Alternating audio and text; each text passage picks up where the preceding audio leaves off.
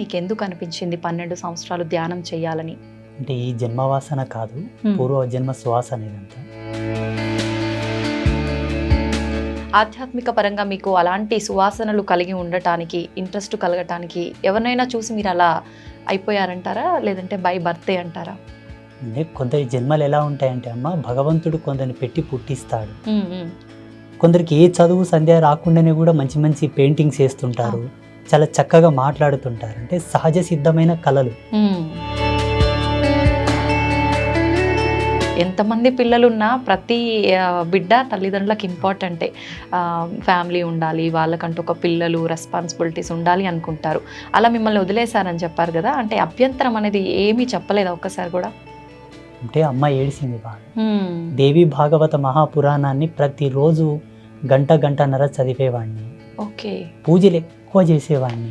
ఎప్పుడు ధ్యానం ధ్యానం ధ్యానం ధ్యానం అని ఉండేవాడిని. మీరు చూస్తే 16వ సంవత్సరంలోనే మొత్తం ఆధ్యాత్మికం సైడ్ వచ్చేసారు. మీకు ఆ రకంగా ఎప్పుడు నేను ఇలాంటి ఒక లైఫ్ని మిస్ అయ్యాను అనే ఆలోచన ఎప్పుడు రాలేదంటారా? మనిషి జన్మను మూడు ధర్మాలతో చెప్పింది మన సనాతన ధర్మం. కర్మజన్మ, కారణజన్మ, కామజన్మ. ఓకే. కామజన్మ అంటే వాడు పుట్టుకతోనే కామకలాపాలతో అనురక్తి కలిగి ఉంటాడు. కుల మతాల గురించి ఎక్కువగా భేదాలు అనేవి చూపిస్తూ ఉంటారు. నన్ను ఆదరిస్తారా, నేను చెప్పింది వాళ్ళు తీసుకుంటారా అనే ఆలోచన మీకు ఏ రోజైనా వచ్చిందా గురుగారు? మంచిని ఎవరైనా స్వీకరిస్తారు తల్లి, దాంట్లో అభ్యంతరం ఏం లేదు, అనుమానం ఏం లేదు. ఇప్పుడు సమాజంలో ఇప్పటి వరకు నేను చెప్పిన ప్రతి మాట, ప్రతి జ్ఞానం కూడా వాస్తవికతనే. భగవతి సాక్షిగా నేను ప్రతి సత్యమే చెప్తాను. నమస్కారం, వెల్కమ్ టు ఐ డ్రీమ్. నేను మీ విజిత. సనాతన ధర్మం మరుగున పడిపోతున్న ప్రస్తుత రోజుల్లో ఎంతోమంది గురువులు ధ్యానంలో ఉండి ఆ తర్వాత బయటకు వచ్చి మన సనాతన ధర్మం యొక్క విలువలను, మన ఆధ్యాత్మిక తత్వంలో ఉండే విలువలను, వీటన్నిటినీ మానవులకు సమాజంలో మంచి, చెడు, న్యాయం, అన్యాయం వీటన్నిటినీ పక్కన పెట్టి అందరూ సనాతన ధర్మం మార్గంలోనే నడవాలని చెప్పి చాలామంది గురువులు చెప్తూ ఉంటారు. అయితే అదే విధంగా చూసుకుంటే ప్రస్తుతం మనతో పాటు ఉన్నారు శ్రీ శ్రీ శ్రీ ఆదిత్య పరాశ్రీ గురువు గారు. 12 సంవత్సరాల పాటు ధ్యాన మార్గంలో పండరీపురం అనే గ్రామంలో ధ్యాన మార్గంలో ఉన్నారు. 12 సంవత్సరాల కాలం మామూలు విషయం ఏమీ కాదు ధ్యానంలో ఉండటం.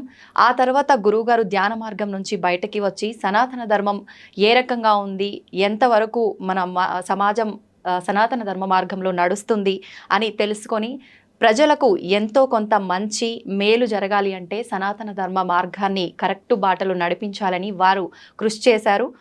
ఇప్పుడు గురుగారితో మాట్లాడి మరిన్ని విషయాలు తెలుసుకుందాం. నమస్కారం గురుగారు. శ్రీమాత్రే నమః. గురుగారు, మీరు 12 సంవత్సరాల పాటు ధ్యానంలో ఉన్నారని విన్నాము. అలా అంటే ఎలా సాధ్యపడింది గురుగారు? మీకు ఎందుకు అనిపించింది 12 సంవత్సరాలు ధ్యానం చేయాలని? ఇదంతా పూర్వజన్మ సుకృతమే. అంటే ఈ జన్మవాసన కాదు, పూర్వ జన్మ శ్వాస అనేదంతా. ఓకే. నేను బాల్యం నుంచి కూడా కొంత ఆధ్యాత్మిక మెలకువలతో ఉండేవాడిని. ఓకే. మా గ్రామంలో చాలామంది అనేవాళ్ళు, మాది పేద కుటుంబం, పల్లెటూరు కాబట్టి వాళ్ళకి ఎంతసేపు ఉన్నా పని పని పని, 7-10 రూపాయలు వస్తాయి, బుక్కెడు అన్నం వస్తుంది, ఇదే వాళ్ళ చింతన. నేను పూజలు చేయడము, దేవుళ్ళ ఫోటోలు పెట్టుకొని దేవుళ్ళ ఫోటోలో పూలు అవి పెట్టడం లాంటివి చేస్తూ ఉంటే చిన్నప్పుడు మా అవ్వ తాత వాళ్ళంతా తిట్టేవాళ్ళు. ఈ పూజలు మనకెందుకురా, మనం కష్టం చేసుకుంటేనే మనకు జీవితం గడుస్తుంది, ఈ వల్ల మనకు తగవు బిడ్డ అనేవాళ్ళు. అప్పటి నుంచి నా లోపల ఈ ఆధ్యాత్మిక మెలకువలు ఉండేవి. నా వయసు పెరిగే కొద్దీ పరిపూర్ణమైన వైరాగ్యంకి వచ్చింది. 2008లో నేను పూర్ణ వైరాగ్యంలోకి వచ్చాను. 2008 ఆషాఢ శుద్ధ ఏకాదశి రోజు పండరిపుర క్షేత్రంలో చాలా పెద్ద ఉత్సవం జరుగుతుంది పాండురంగ స్వామికి. కొన్ని లక్షల మంది భక్తులు వస్తారు అక్కడికి. అక్కడ నేను పరిపూర్ణమైన సమాధి స్థితిలో కూర్చోవడం జరిగింది. ఆ సమయంలో 2008 నుంచి స్టార్ట్ అయిందనమాట. ఇంకా అక్కడ నుంచి కంటిన్యూ నా ధ్యానము, నా అనుష్ఠానము, నా పూజలు అవి అనమాట. మంత్రానుష్ఠానం ప్రథమం, నాది మెయిన్. ఓకే. అయితే గురుగారు మీరు బాల్యం నుంచే నాకు ఆధ్యాత్మిక పరంగా అంటే వెళ్ళాలని చెప్పి అలాంటి ఆలోచనలు ఎక్కువగా ఉన్నాయని ఎవరినైనా చూసారా? అంటే ఎక్కువగా మనము మన ఇంట్లో వాళ్ళనో తెలిసిన వాళ్ళనో ఏ రకంగా వాళ్ళు చేస్తుంటారో అవి చూసి చిన్న పిల్లలు నేర్చుకుంటూ ఉంటాము. అలాగే మనకు చేయాలనిపిస్తూ ఉంటుంది. ఆధ్యాత్మిక పరంగా మీకు అలాంటి సువాసనలు కలిగి ఉండటానికి ఇంట్రెస్ట్ కలగటానికి ఎవరినైనా చూసి మీరు అలా అయిపోయారంటారా? లేదంటే బై బర్తే అంటారా? అంటే కొందరి జన్మలు ఎలా ఉంటాయంటే అమ్మ, భగవంతుడు కొందరిని పెట్టి పుట్టిస్తాడు. ఎనీ కైండ్ ఆఫ్ వర్క్ అనమాట. డిఫరెంట్ క్యాడర్స్ లోపల. ఇప్పుడు అవును. కొందరు వాళ్ళకి ఏ విధమైన ట్రైనింగ్ లేకుండానే కొన్ని అద్భుతమైన సాహసాలు చేస్తుంటారు. కొందరికి ఏ చదువు సంధ్య రాకుండానే కూడా మంచి మంచి పెయింటింగ్స్ వేస్తుంటారు. చాలా చక్కగా మాట్లాడుతుంటారు. అంటే సహజ సిద్ధమైన కళలు వాళ్ళు పుట్టుకతోనే వచ్చి ఉంటాయి అనమాట. అంటే నాకు ఎవరిని చూసి ఇన్స్పిరేషన్ కలగలేదు, ఎవరిని చూసి నేను అట్లా పరవశం చెందలేదు. మా గురువు గారిని మొట్టమొదటిసారి చూసినప్పుడు కొంత ఆకర్షితం చెందిన మాట వాస్తవమే. కానీ అంతకు ముందు నుంచే నా లోపల ఆధ్యాత్మికత బాగా ఉండేది. ఏదైనా ఒక దేవుని చూసినా ఆ దేవుని తాలూకు ఆయన అవతారాన్ని చూస్తే ఆయన చేతుల్లో ఆయుధాలు ఎందుకున్నాయి, ఆయన పులి మీద ఎందుకు కూర్చోవాలి, ఆ ఎద్దు మీద ఎందుకు కూర్చోవాలి, నెమిలి మీద ఎందుకు కూర్చోవాలి అంటే ఒక అన్వేషణ స్థితిలో ఉండేవాడిని అనమాట. బాగా శోధించేవాడిని. దేవుళ్ళ ఫోటోలు చూసి, యంత్రాలు చూసిన తర్వాత కూడా అందులో అక్షరాలని డీకోడ్ చేసేవాడిని నేను. ఒక యంత్రం చుట్టూ కొన్ని అక్షరాలు రాస్తారు కదా, ఈ అక్షరాలు ఎందుకు పెట్టారు, వేరే పెట్టొచ్చు కదా, ఇవే ఎందుకు పెట్టాలి, ఇది పెట్టొచ్చు కదా అని బాగా సెర్చ్ చేసేవాడిని అనమాట. ఎప్పుడైతే మా గురువు గారిని చూసానో అప్పుడు ఇంకా పరిపూర్ణమైన ఎరుక వచ్చింది, జ్ఞానం పరిపూర్ణం. సత్యం ఏంటి, ధర్మం ఏంటి, అసలు ఈ ప్రపంచంలో ఉండేటటువంటి దైవీ సంపత్తి ఏందనేది వారిని చూసి తెలుసుకోవడం, వారి ద్వారా వినడం ఇంకా దృఢమైపోయింది నా యొక్క ఆధ్యాత్మిక తపస్సు. మీ గురువుగారు అంటే ఏ వయసులో వారిని కలిసారు గురువుగారు మీరు? నేను అప్పుడు 16వ సంవత్సరం ఉన్నాను. అంటే ఎలా కలిసారు గురువుగారు మీరు వాళ్ళని?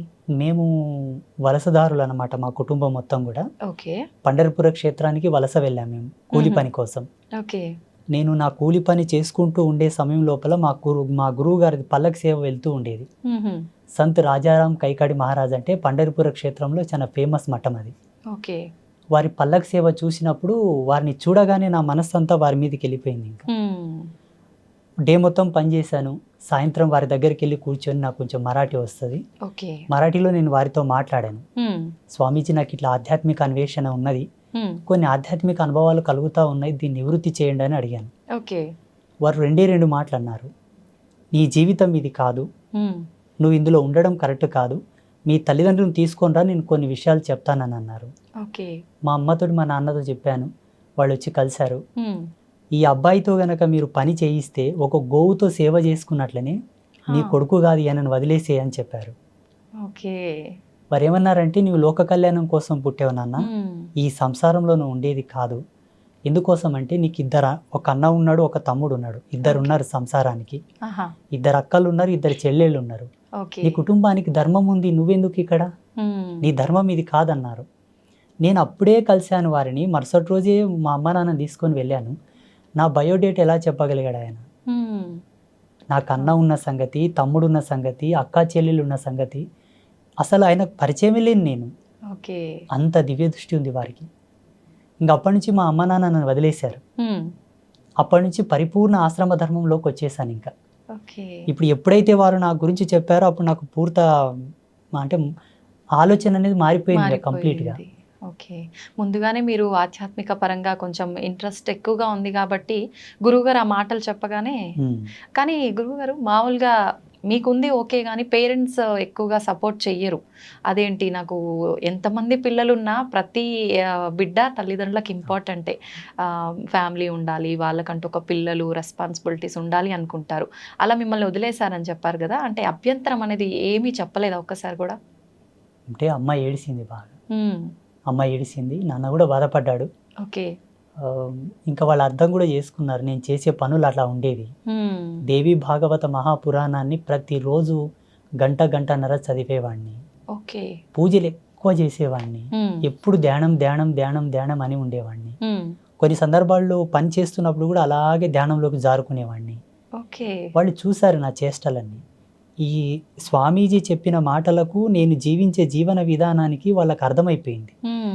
వీడు చేసే పనులు అలాగే ఉన్నాయి, ఈయన చెప్తుంది కూడా వాస్తవమే కాబట్టి ఇది సత్యం, ఇంకా దీంట్లో అనుమానం ఏమీ లేదని వాళ్ళు మనసును దృఢం చేసుకున్నారు. ఇంకా ఓకే. దృఢం చేసుకొని ఇంకా వదిలేశారు నన్ను కంప్లీట్గా. ఓకే. గురుగారు, మామూలుగా చిన్న ఏజ్ అనగానే ఆడుకోవటం, పిల్లలతో కలిసిమెలిసి తిరగటము ఇలాంటివి చాలా ఉంటాయి. కొంచెం వయసు పెరిగే కొద్దీ ఎన్నో రకాల కోరికలు, ఇలా ఉండాలి అలా ఉండాలి అని చాలా రకాలుగా ఉంటుంటాయి. మీరు చూస్తే 16వ సంవత్సరంలోనే మొత్తం ఆధ్యాత్మికం సైడ్ వచ్చేసారు. మీకు ఆ రకంగా ఎప్పుడు నేను ఇలాంటి ఒక లైఫ్ని మిస్ అయ్యాను అనే ఆలోచన ఎప్పుడు రాలేదంటారా? ఇక్కడ మనకు జన్మవాసనను 3 విధాలుగా 3 భాగాలుగా చెప్పవచ్చు. మనిషి జన్మను మూడు ధర్మాలతో చెప్పింది మన సనాతన ధర్మం. కర్మజన్మ, కారణజన్మ, కామజన్మ. ఓకే. కామజన్మ అంటే వాడు పుట్టుకతోనే కామకలాపాలతో అనురక్తి కలిగి ఉంటాడు. ఎవరిని చూసినా మనకు అదే దృష్టి ఉంటుంది, కామ దృష్టి వెళ్తుందన్నమాట. ఓకే. స్త్రీ కానీ పురుషుడు కానీ. కర్మజన్మ ఏంటంటే ఎన్ని పనులు చేసినా ఆయన కలిసి రాదు. ఓకే. ఎంత కష్టపడ్డా కలిసి రాదు. ఎంత ప్రయత్నం చేద్దామన్నా కర్మ తీరదు, ఇంకా కర్మ చేయాల్సి వస్తుంది ఆయన. ఓకే. ఆయన పుట్టి తన తల్లిదండ్రులతో సేవ చేయించుకునేటటువంటి వాళ్ళు కూడా కర్మజన్మ కిందికే వస్తారు, కర్మజన్మ కిందికే వస్తారు. ఓకే. కారణజన్ములు ఏంటంటే వాళ్ళకి బై బర్త్ నుంచే ఆధ్యాత్మిక మెలుగువలతో పుడతారు వాళ్ళు, పుట్టుకతోనే. ఇప్పుడు బ్రహ్మం గారు ఉన్నారు, ఆయన బై బర్త్ నుంచే అద్వితీయమైనటువంటి జ్ఞాన సంపన్నులు వాళ్ళు. అసలు మానవ మాతృలు ఎవరు కూడా అంతటి జ్ఞానంతో ఉన్నట్టు ఇప్పుడు చరిత్రలో లేదు. అపారమైనటువంటి జ్ఞాన సంపన్నులు వాళ్ళు. అట్లా మహితాత్ముల జన్మలు సామాన్యుల జన్మలు సమానం కావు. నేను పుట్టుకతోనే మా ఊళ్ళో చాలా మంది ఇప్పటికీ బిజ్వార గ్రామంలో అడిగినా కూడా ఆ అబ్బాయి కొంత డిఫరెంట్గా ఉండేవాళ్ళు అండి, అందరితో సమానం ఉండేవాడు కాదు, అందరు ఒక పని చేస్తే తను ఒక్కడే సపరేట్ చేసేవాళ్ళు అని చెప్తారు. అయితే గురువుగారు, మీ అంటే వేషధారణ విషయానికి వస్తే, స్వామీజీలు అనగానే మామూలుగా మగవారు ఏ రకమైన దుస్తులు ధరిస్తారో ఆ రకంగా ఉంటుంటారు నార్మల్గా. మీ వస్త్రధారణ చూస్తే కనుక కొంచెం ఆడవారికి సంబంధం కలిగి ఉన్నట్టుగా ఉంటుంది. ఎందుకని ఈ రకంగా మీరు వస్త్రధారణ ఎంచుకున్నారు? మాది కౌడిధారి పంత్, అంటే ఈ గవ్వలు ఉన్నాయి కదమ్మా, అవును, దీన్ని కౌడిధారి పంత్ అంటారు. ఓకే. శ్రేష్టమైన మూల శ్రీ విద్య, ఇది స్త్రీ యొక్క యోని స్వరూపమై ఉంటుంది. ఓకే. స్త్రీ యొక్క యోని స్వరూపం ఈ గవ్వ. దీని మెడలో ధరించి, ఇది ఏకవస్త్రం తల్లి, కుట్టని బట్ట. కుట్టని బట్ట, ఒకే వస్త్రాన్ని అలా చుట్టుకుంటాం. ఇది ఒక్కటి తప్పిస్తే శరీరం మీద ఏది ఉండదు మాకు, ఏకవస్త్రం ఇది. ఇంకా మా వేషధారణ, మా ఈ ఉంగరాలి వల్ల అంటే శ్రీ విద్య సాధనలో మేము చేసేటటువంటి కొన్ని ప్రక్రియలకు ఆబంధనాలు, ఒక్కొక్క దానికి ఒక్కొక్క పరమార్థం ఉంది. అవి మేము చేసే సాధన లోపల మాకు ఎంతో సపోర్ట్ చేస్తాయి. మా శరీర నియంత్రణ, మేము చేసేటటువంటి ఆధ్యాత్మిక మెలుగువల్లో మాకు బాగా ఎనర్జీ బూస్ట్ చేస్తుంటాయి. ఒక్కొక్క దానికి ఒక్కొక్క మంత్రానుష్ఠాన పరిదిగ్బంధన కూడా ఉన్నది. ఈ ఉంగరాలకు కానీ, కుండలాలకు, మేము వేసుకునే బేడీలకు, మేము వేసుకునే మాలలు, మేము ఏవే కానీ మార్కెట్లో దొరికి తీసుకొచ్చి మెళ్ళో వేసుకోం వేరే స్వామీజీలాగా. ఒక దాన్ని తీసుకున్న తర్వాత పలు విధాలుగా శుద్ధులు చేసి, మంత్ర జాగృతం చేసి, ప్రాణ ప్రతిష్ఠ చేసి, వాటిని దైవీ శక్తులతో నిక్షిప్తం చేసిన తర్వాతనే ధరిస్తాం ఏదైనా సరే. ఓకే. అంటే అలా ధరిస్తేనే వాటికి సంబంధించిన వాల్యూస్ అన్ని ఉంటాయా గురువుగారు? వస్తాయి 100%. ఏదైనా ఒక కూరగాయను, ఆకుకూరను మార్కెట్ నుండి తెచ్చిన తర్వాత కడుగుతాం. కడిగి దాన్ని ఎంత తరగాలో తరిగి, దాంట్లో ఏవి వస్తువులు వేయాలో వేసిన తర్వాతనే కూర వండుకుంటాం. అవునవును. సమాజంలో ఇప్పటికీ ప్రజెంటేషన్లు, ఇప్పుడు వర్తమానంలో కూడా ఆధ్యాత్మికమైనటువంటి మెలకువలు తెలిసిన వాళ్ళు ఎవరు లేరు, చాలా తక్కువ మంది. తెలుసుకోవాలనే జిజ్ఞాస ఎవరికి లేదు, చెప్పాలనే జిజ్ఞాస కూడా ఎవరికి లేదు. ఎంతసేపు ఉన్నా తెలుసుకునేవాడు ఒక కోరికతో వస్తే, చెప్పేవాడు వాని కోరికతో వాడు చెప్తుంటారు. కరెక్టే గురువుగారు. పరస్పరమైనటువంటి భేదాలు ఇవి రెండు. మా సాంప్రదాయం ఏంటంటే అమ్మ, అమ్మవారి యొక్క మూల పరంపర మాది. ఇప్పుడు లేదు ఈ పరంపర. ఆసేతు హిమాచల పర్యంతం చూసినా ఎక్కడ కూడా లేదు ఇప్పుడు. శ్రీ విజయ సాధనలో ఉన్నారు కొంతమంది, కానీ మీరు అన్నట్టుగా ఉన్నారు, మా వేషధారణ లాగా మాలాగా లేరు. ఓకే. అలా లేరు అని మీరే చెప్తున్నారు కదా గురుగారు, మరి మీరెందుకు ఈ రకంగానే ఎంచుకున్నారు? నేను 6 నెలలు తపస్సు చేశాను. ఎస్పెషల్లీ నా యొక్క డ్రెస్ కోడ్ అనుకోండి, లేకపోతే నా వేషధారణ గురించి, ఏ మంత్ర సాధన నేను చేయాలా, ఏ దేవత ఆరాధన చేయాలా, ఎవరి గురించి నేను తపమాచరించాలని దాని మీదనే 6 నెలలు రీసెర్చ్ చేశాను నేను. తపస్సు ఓకే. ఉమ్. అయితే గురువుగారు సామాన్యంగా గురువులు అనగానే, పండితులు అనగానే బ్రాహ్మణ కులానికి సంబంధించిన వారే ఎక్కువగా ఉంటుంటారు. మీరు చూస్తే అలా కాదు. మరి ఈ వైపుకు మీరు ఈ మార్గంలో వచ్చే ముందు నేను గనక సమాజానికి ఏదో చెప్పాలి, చెయ్యాలి అనే ఒక తపనతో వస్తున్నాను. మామూలుగా జనాలు అంటే కుల మతాల గురించి ఎక్కువగా భేదాలు అనేవి చూపిస్తూ ఉంటారు. నన్ను ఆదరిస్తారా? నేను చెప్పింది వాళ్ళు తీసుకుంటారా? అనే ఆలోచన మీకు ఏ రోజైనా వచ్చిందా గురువుగారు? రాలేదు, రాలేదు, రాదు కూడా. ఎందుకంటే మంచిని ఎవరైనా స్వీకరిస్తారు తల్లి, దాంట్లో అభ్యంతరం ఏం లేదు, అనుమానం ఏం లేదు. ఇప్పుడు సమాజంలో ఇప్పటి వరకు నేను చెప్పిన ప్రతి మాట, ప్రతి జ్ఞానం కూడా వాస్తవికతనే. భగవతి సాక్షిగా నేను ప్రతి సత్యమే చెప్తాను. ఇంకొక విషయం ఏంటంటే అనాధారంగా నేను ఏది చెప్పను. ఓకే. ప్రతిదీ కూడా ప్రతిదాని వెనుక ఒక పరిజ్ఞానం, ఒక వైజ్ఞానిక దృక్పథం, దార్శనికత కంపల్సరీ ఉంటుంది నా విషయంలో. ఓకే. వితౌట్ దార్శనికతతో ఏది నేను చెప్పను. ఒక దాన్ని చెబుతున్నానంటే నేను ఫస్ట్ దర్శిస్తాను. ఎవరన్నా కష్టమని నా అమ్మ దగ్గరకు వచ్చి నా ముందుకు వచ్చి మాట్లాడినా కూడా ఆ కష్టాన్ని 1కి 10 సార్లు నేను అనాలసిస్ చేస్తాను. నిజమే ఈయన కష్టానికి గల కారణం ఏమిటి? స్వయంకృత అపరాధమా? ఎవరైనా ఏమైనా చేశారా? ఈయన మీద ప్రయోగాలు ఏమైనా చేశారా? చేసిన పాపమా? పోనీ ఈయన చేసుకున్నాడా? పెద్దలు చేసిన పాపాలు ఏమైనా వెంటాడుతున్నాయా? పితృకర్మలు ఉన్నాయా? ఏంటి అని బాగా తెలుసుకున్న తర్వాత ఆయనకి ఏ మంత్రానుష్ఠానాన్ని ధారబోయాలో ధారబోస్తాను. ఒక రోజు లేట్ అయినా ఆయనని పరిపూర్ణమైన సత్య మార్గంలోకి తీసుకురావడానికే ప్రయత్నం చేస్తాను. వాళ్ళు వచ్చారని ఏదో గబ్బుకున్న తాయితు కట్టేయడం, యంత్రం ఇచ్చేయడం, ఏదో చేసేసి శక్తిపాతం అంటూ అదంటూ ఇదంటూ పూజలు పునస్కారాలని టైంపాస్ చేయండి.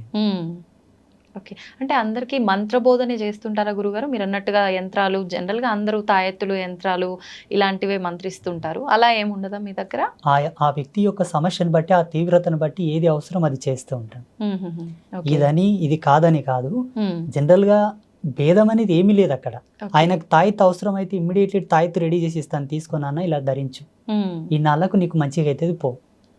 యంత్రం అవసరం ఉంటే ఒక రాగి పత్ర తీసుకొని దాన్ని యంత్రలిఖితం చేసి దానికి అనుష్ఠానం మహిమను దారబోసి అభిమంత్రించి ఇచ్చేస్తాను, తీసుకెళ్ళి నీకు పని అవుతుందని చెప్పి. ఓకే. అయితే చాలా మంది చెప్తుంటారు గురువుగారు, ఈ యంత్రాలు ఇవన్నీ మూఢనమ్మకాలు అని. అవన్నీ నిజంగా మూఢనమ్మకాలే అంటారా, లేదు నిజంగా కరెక్టే అంటారా? వాటన్నిటి గురించి మీరేం చెప్తారు? నా అనుభవం ప్రకారంగా జగన్మాత నాకు ఇచ్చిన జ్ఞానంతో మన సనాతన ధర్మంలో ఈ భారతీయ వేద విజ్ఞానం లోపల ఏది కూడా మూఢనమ్మకం కాదు. ఓకే. ఒక నిమ్మకాయని కారు టైర్ కింద పెట్టి తొక్కియడం లోపల కూడా వైజ్ఞానికమైన దృక్పథమే ఉంది. దాన్ని మీరు తెలుసుకోలేదంతే. ఎంతసేపు ఉన్న నమ్మకాలను మూఢనమ్మకాలను వైపే మీ ప్రయాణం కొనసాగింది తప్పిస్తే దీని వెనకాల ఉన్న మూలం ఏమిటి, ఎందుకోసం ఇవి చేస్తున్నారని ఒక్క లోతు వెనక్కి వెళ్ళి ఆలోచిస్తే దాని అంతరార్థం చాలా అద్భుతంగా ఉంటుంది. ఏది మూఢనమ్మకం కాదు. కొంతమంది సోకాళ్ళు, కొంతమంది స్వామీజీలు, మేధావులు వారి స్వలాభం కొరకు ఆచార ధర్మాన్ని మార్చి చెప్పారే తప్పిస్తే వాస్తవం అనేది ఎన్నటికీ కూడా ఈ ధర్మం లోపల మూఢనమ్మకాలు లేవు. నేను పరిపూర్ణంగా నమ్ముతాను ఆత్మసాక్షిగా. ఓకే. అన్ని మన సనాతన ధర్మం ఇచ్చిన విలువలే. ఒక ఉదాహరణ చెప్పాలంటే, బిడ్డ పుట్టిన తర్వాత మా పల్లెటూళ్ళలో మహిళకు బాల్యంత యోగం చేస్తారు. ఆమెకు పెయ్యంత పసుపు పెట్టి వేడినీళ్ళతో స్నానం చేయించి కుంపటి అంటారు మోటుగా మా పల్లెటూరులో. కుంపటి ఆమెకు వేడి కాపుతారనమాట. కొన్ని హెర్బ్స్, ఔషధి గుళితమైనటువంటి కొన్ని మూలికలు అవి తినబెడతారు. అవి తినబెట్టడంలో కూడా ఆధ్యాత్మికతమైన విలువలు కొన్ని ఉన్నాయి. మా పెద్దలు చెప్పేవాళ్ళు, ఈ వేరుని ఇదే సమయంలో తీయాల బిడ్డ, అట్లయితేనే పనిచేస్తుంది అది. మేము తీసి ఆల్రెడీ స్టోర్ చేస్తాము, ఎవరైనా కాన్పు అయితే వాళ్ళకు ఉడకబెట్టి తినబెడతాం. చూడండి, తీసే సమయము, ఇచ్చే సమయము అన్ని కూడా ఇంపార్టెంట్. మళ్ళీ ఆ బాలెంతగా ఉన్న మహిళకు మాత్రం ఇస్తారు, మిగతా వాళ్ళకి ఇయ్యరు దాన్ని. అంటే దాంట్లో ఉన్న మూలకాలు, దాంట్లో ఉన్న ఫార్ములాస్ వాళ్ళకి తెలుసు, ఆ ఔషధి లక్షణం వాళ్ళకి తెలుసు.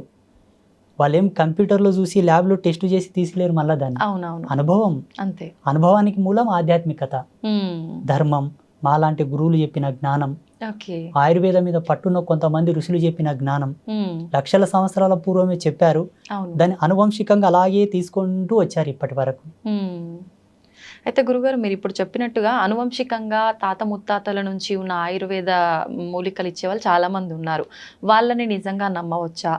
వాళ్ళని అంటే సపోర్ట్‌గా తీసుకొని చాలామంది మనకు రోడ్ల పైన కూడా మూలికలు ఇలాంటివి అమ్ముతూ ఉంటారు. వాళ్ళని నమ్మొచ్చంటారా?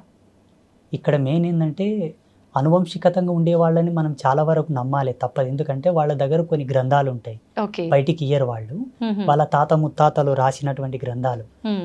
ఈ వేరు దేనికి పనిచేస్తుంది, దీని గుణం ఏమిటి, దీని ధర్మం ఏమిటి, హ్మ్. దీని యొక్క రూపం ఏమిటి, దీన్ని ఎలా ఇవ్వాలి, ఎంత మాత్రంలో ఇవ్వాలి, హ్మ్. ఎన్ని సమపాలలో కలిపి ఏ మాత్రలు ఇవ్వాలి, ఏ పసరు ఇవ్వాలి, ఏ పౌడర్ ఇవ్వాలని వాళ్ళకి తెలిసి ఉంటుంది. ఓకే. వాళ్ళు గ్రంథస్థంగా రాసి పెట్టి ఉంటారు కాబట్టి కొంతమంది ఉన్నారు ఇప్పటికి చాలామంది, హ్మ్. వాళ్ళని నమ్మొచ్చు. ఈ రోడ్ల మీద కూర్చున్న వాళ్ళలో కూడా అందరినీ నమ్మాలి, అందరిని నమ్మకూడదని కాదు, కానీ కొందరు వ్యాపార ధోరణిలో అమ్ముతుంటారు. అవును. అట్లా అమ్మిన వాళ్ళ దగ్గర తీసుకున్న వాళ్ళు వాడి చాలా వరకు ఇబ్బందులు, పడ్డారు. సైడ్ ఎఫెక్ట్స్ వచ్చి చాలా మంది బాధపడ్డారు. అవును మన గురుగారు. ఆశ్రమానికి చాలా మంది వచ్చి చెప్పారు నాకు. ఓకే.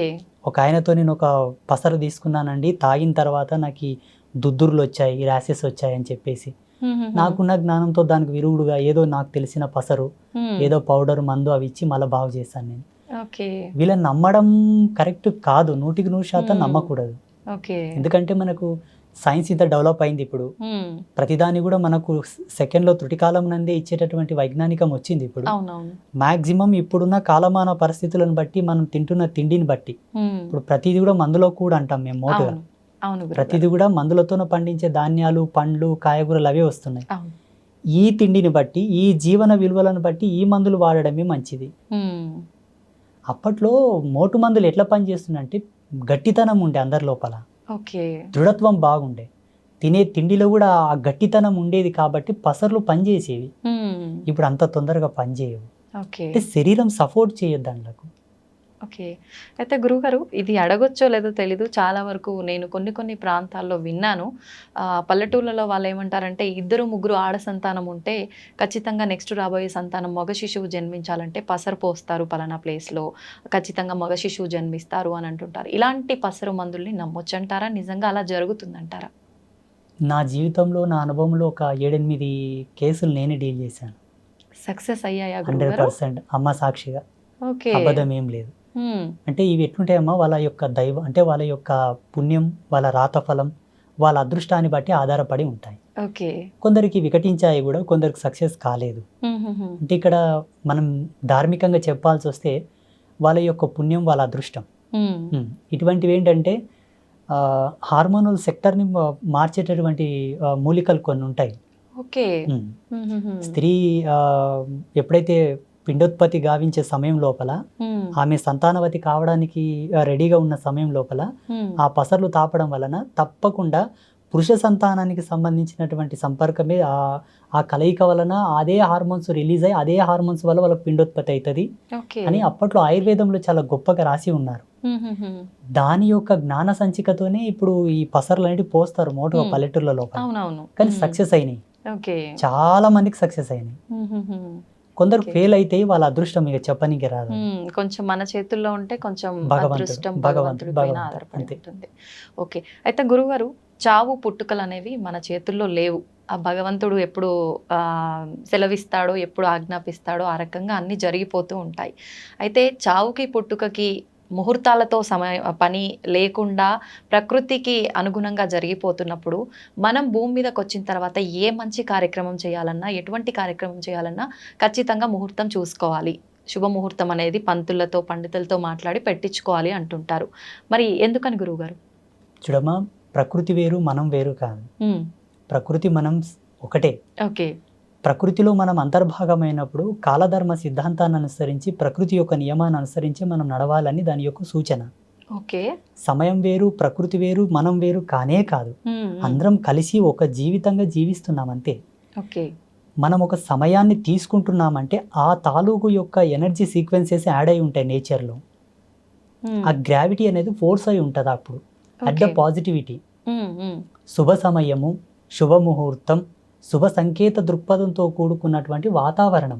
ఓకే.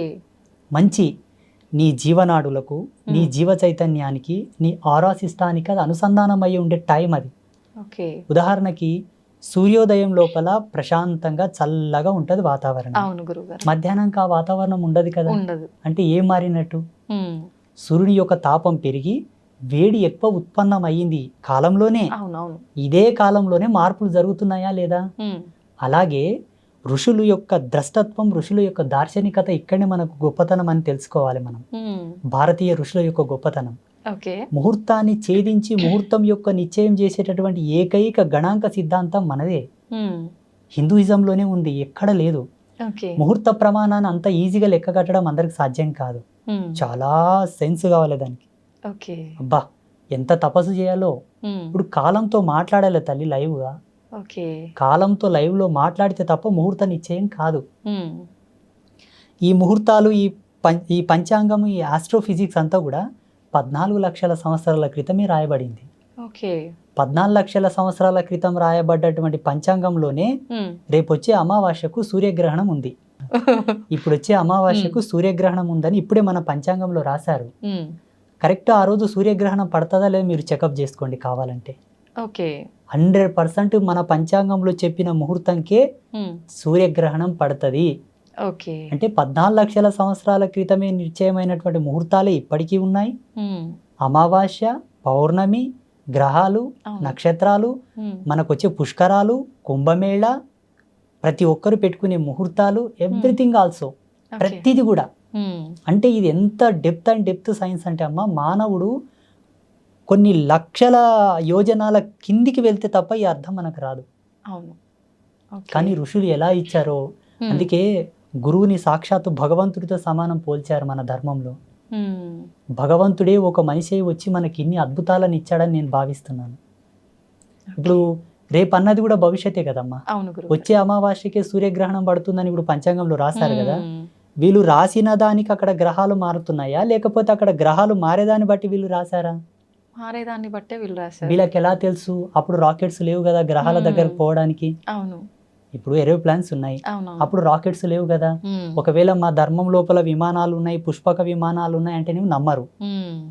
పోనీ అట్లానే పోయి చూసిండ్రంటే కూడా నమ్మరు. లేవు, ఇప్పుడిప్పుడే కనిపెట్టారా అని అంటారు. నిజంగా ఉన్నాయా గురుగారు పుష్పక విమానాలు? 100%, ఉమ్. 100% ఉన్నాయి. ఓకే. ఆత్మసాక్షి ఉన్నాయి. ఉమ్. చూడమ్మా, ఈ కాలంలో లేదేది మానవుడు కనిపెట్టాడు. ఇది ఓకే. వరకు ఉన్నది ఏదో ఆయనకు ఆ దార్శనికత వచ్చే కనిపెడతాడు. ఉమ్. ప్రతి సైంటిస్ట్ అయినా, ఏ ఫార్ములా అయినా, ఉమ్. ఏ పరికరమైనా సరే, ఓకే. కాలంలో లేనిది ఏది ఆయనకు ద్రష్టత్వంలోకి రాదు. ఉమ్. ఉన్నదే వస్తుంది. వాళ్ళ యొక్క ప్రజ్ఞా పాఠవాలను బట్టి వాళ్ళు శోధించుకొని దాన్ని కనిపెట్టి రిలీజ్ చేస్తారు బయటికి. ఓకే. ప్రతిదీ కూడా ఒకప్పుడు వాడబడిందే మనకు జ్ఞానం లోపలికి వస్తుంది. ఉమ్. ఓకే. అయితే గురుగారు, అంత జ్ఞానంతో ముందుగానే జరగబోయేది కూడా ఆలోచించి ఇన్ని డిసైడ్ చేసిన పండితులు, ఇలాంటి పెద్దవాళ్ళు చాలా మంది ఉన్నారు. అయితే మీరు అన్నట్టుగా శుభముహూర్తాల కోసం పండితులు పలానా ఏదైనా శుభకార్యం, మ్యారేజ్ తీసుకుందాం ఎగ్జాంపుల్కి, ఒక మంచి ముహూర్తం మీ పేర్ల మీద ఇది బాగుంది అని చెప్పి డిసైడ్ చేసినవి కూడా అన్నీ సక్సెస్ అవ్వట్లేదు. అది శుభముహూర్తం అని డిసైడ్ చేసిన తర్వాత అవి ఎందుకు విఫలం అవుతున్నాయి అంటారు? విఫలం అంటే ఎలా? అంటే సక్సెస్ అవ్వకుండా డివోర్స్ వరకు వెళ్ళటము, మధ్యలోనే విడాకులు అయిపోవడము, లేదంటే కలిసి ఉన్నా కూడా వాళ్ళిద్దరికి పడకుండా చీటికి మాటికి గొడవలు, ఇలా చాలా చూస్తుంటాం కదా గురువుగారు. ఎందుకు అలా అవుతున్నాయి? కాలం అంటే 5 ఎలిమెంట్స్: ఉమ్.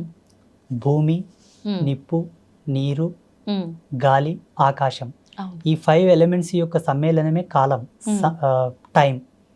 టైంకి ప్రత్యుత్తరమైన రూపమే ప్రకృతి. ఈ ప్రకృతి పంచభూతాలు, పంచభూతాలే కాలం. ఉమ్. ఇవేవి వేరు కాదమ్మా, అన్నీ ఒకే సర్గా. ఉమ్. అయితే పంచభూతాల ప్రమోదంగా వచ్చేటటువంటి ఆ యొక్క పాజిటివిటీ ఏదైతే ఉందో ఉమ్. అది నీ జీవధర్మ సిద్ధాంతానికి అనుసంధానం కావాలని ముహూర్తం ఉంది. ఓకే. ఇక్కడ ఒకరినొకరు అర్థం చేసుకొని కాపురం చేయనికి చేతగాక హోదాలు అడ్డం పెట్టుకొని, డబ్బు అడ్డం పెట్టుకొని, ఉమ్. నీ జాబ్ తక్కువ, నా జాబ్ ఎక్కువ, నీవు నాతో కలిసి, అంటే వ్యక్తిగత భేదాలు పెట్టుకొని విడిపోవడానికి ముహూర్తానికి సంబంధం లేదు. ప్లీజ్. ఓకే. ఇది వ్యక్తుల యొక్క సహజ సిద్ధమైన నిర్మాణంలో జరిగే కాపురాలి వల్ల. ఉమ్. ఉమ్.